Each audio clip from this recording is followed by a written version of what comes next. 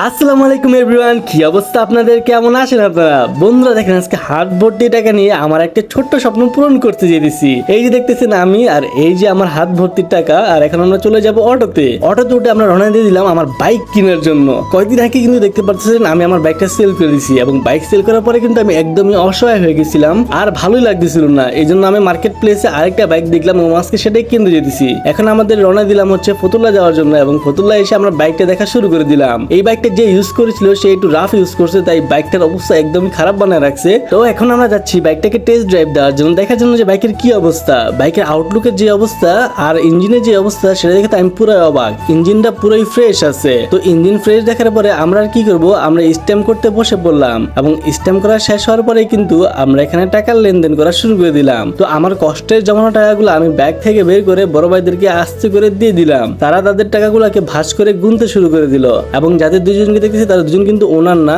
যে ভাইটা প্রথমে টাকা হাতে নিয়েছে সে হচ্ছে বাইকের ওনার। তো বাইকের ওনার ভাইটা টাকা গুনতেছিল, আমি স্ট্যাম্পটা ব্যাগের মধ্যে ঢুকে রাখতেছিলাম যেন হারায় না যায়। তো বড় ভাইদের টাকা গুনা শেষ হলো, এবং আমি স্ট্যাম্পে এখন সই করতেছি। আমার সই করা শেষ হলে বড় ভাইরা স্ট্যাম্পে সই করবে, তাহলে কিন্তু আমাদের আজকের কাজ সম্পন্ন হয়ে যাবে। তো প্রথমে কিন্তু কলমে কালি আসতেছিল না, তাই আমি এক্সট্রা বাইরে জায়গায় নিয়ে দেন স্ট্যাম্পে সই করলাম, আর বড় ভাইদেরকে স্ট্যাম্পে সই করার জন্য দিয়ে দিলাম। তো এরপর আর কি বড় ভাই স্ট্যাম্পের মধ্যে সই করে দিল, এবং আমাদের কাজ এখানে শেষ হয়ে গেল।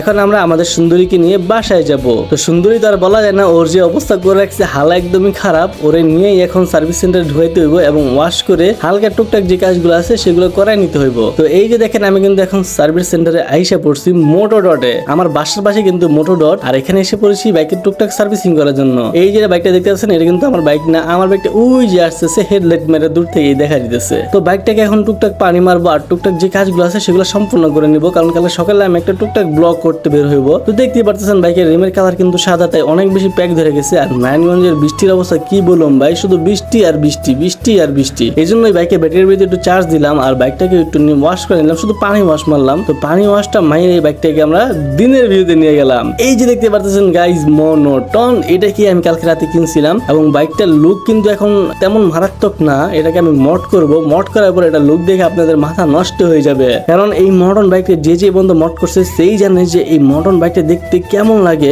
মড করার পর। চলেন গাইজ এই বাইকটা হালকা একটু রাইড দিয়ে আসি।